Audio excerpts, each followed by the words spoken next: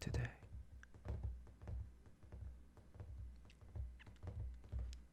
I thought that I might read a picture book for you today. How would you like that?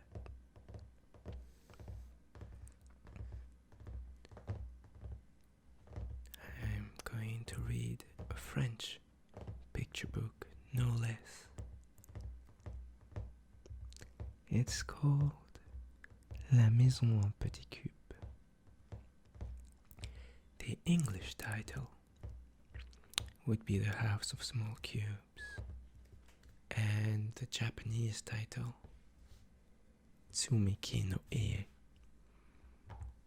It is an adaptation of a Japanese animation movie that is just below 15 minutes. And if you like animation, I heavily recommend that you check out the source material one of these days. It is very beautiful and very powerful. I love this picture book. I purchased it because of how much I love the animation movie, of which the title is French, I believe, because it premiered at a French animation or movie festival, I'm not certain. But regardless, let us begin the reading of this picture book, written by Kenya Hirata and illustrated by Kunio Kato.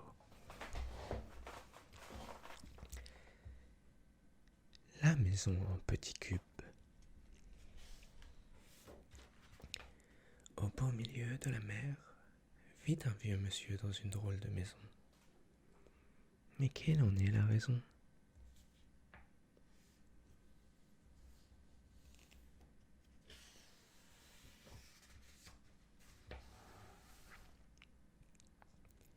C'est que dans cette ville inondée, le niveau de l'eau monte sans arrêt.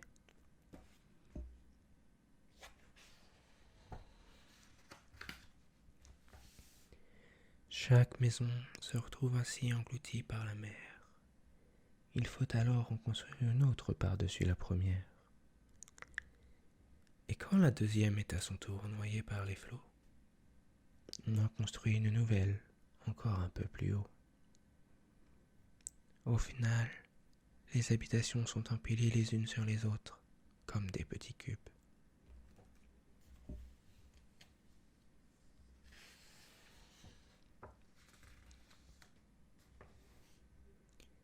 Le vieux monsieur vit tout seul dans sa modeste demeure depuis que sa femme a quitté ce monde il y a 3 ans.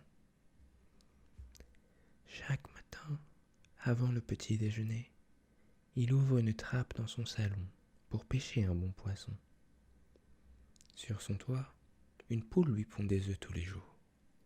Il y fait aussi pousser du blé pour cuire du pain dans son four. Tout ce qui lui manque, il peut l'acheter aux marchands ambulants qui passent à proximité. Le bateau du primeur pour les fruits et légumes frais. Le bateau du boucher pour un bon faux filet. Le bateau de la crémière et ses bouteilles de lait.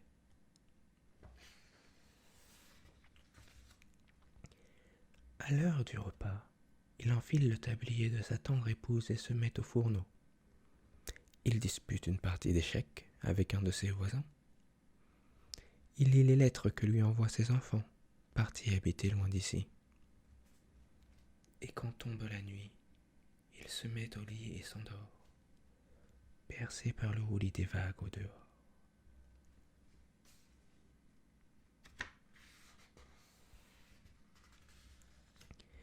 Une année, alors que l'hiver s'est installé, le niveau de la mer atteint de nouveau son plancher.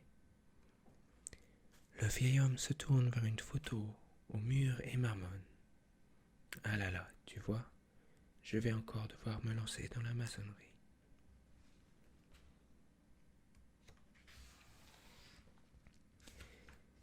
Il fait un peu de gymnastique pour ne pas avoir trop mal au dos, puis il entame la construction d'une énième habitation. Par le passé, la ville était beaucoup plus animée. Mais avec le temps, les gens se sont lassés de devoir sans cesse ériger une nouvelle maison, et tout le monde a fini par déménager. Le vieux monsieur, lui, refuse obstinément d'abandonner son logis. Un jour, il trébuche. Et... oh non, mes outils. Il laisse échapper sa scie et son marteau qui coule à pic tout au fond de l'eau. Bon, il va falloir se mouiller. De mauvaise grâce, il enfile sa combinaison de plongée.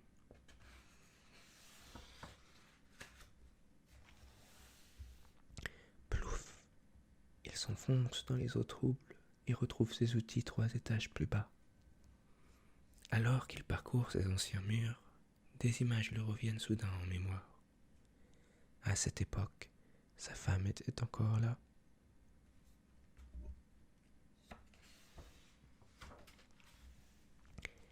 Il se rappelle de ce jour de printemps, il y a bien longtemps. Son épouse s'était éteinte dans ce lit, entourée de tous leurs enfants. Il lui avait tenu la main jusqu'à son dernier souffle.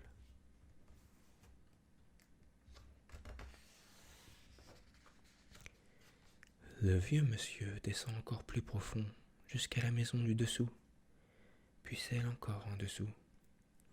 À chaque étage, il se remémore un souvenir plus ou moins flou.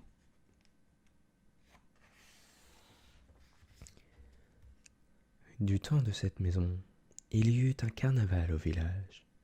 Leurs enfants étaient venus avec leurs joyeuses marmailles, et sa femme avait préparé un délicieux gâteau pour toute la famille.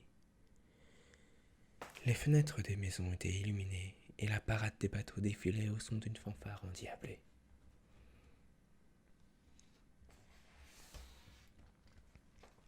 Du temps de cette maison-ci, leur fille aînée quitta le nid pour épouser un garçon très gentil.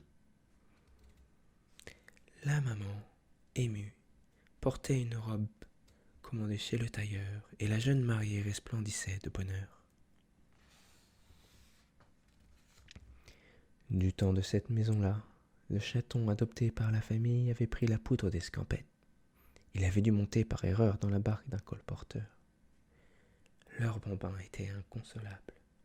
Alors, tous ensemble, ils ont écrit un message au petit chat, l'ont glissé dans une bouteille et l'ont jeté dans les vagues.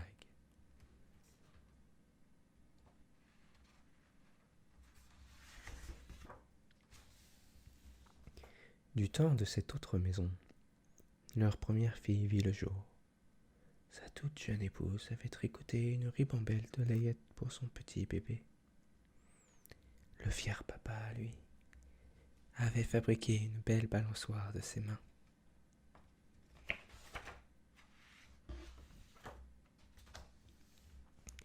Le vieux monsieur plonge de plus en plus loin, tantôt très clair, tantôt fugace. Les souvenirs du passé ne cessent de refaire surface.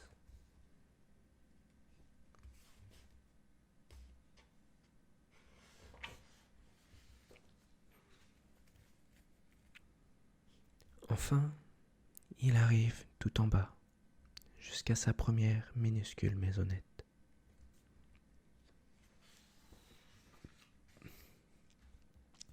En ce temps-là, l'eau n'avait pas encore recouvert le village.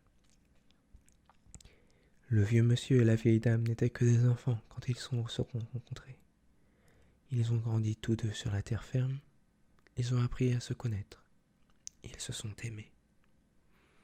Devenus adultes, ils se sont mariés, ont construit leur toute première chaumière et s'y sont installés dès la pose de la première rivière.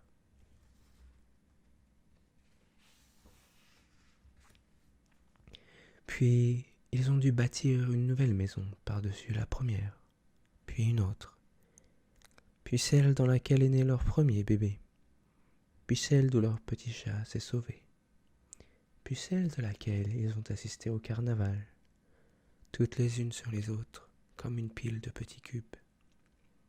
Les années ont filé, et le vieil homme n'a jamais quitté son foyer.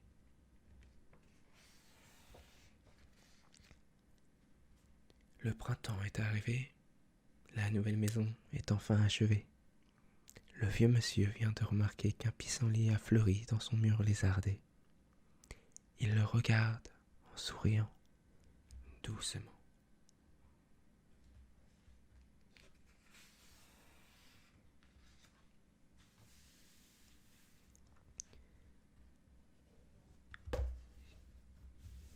And this is the end of the book. I hope you found it relaxing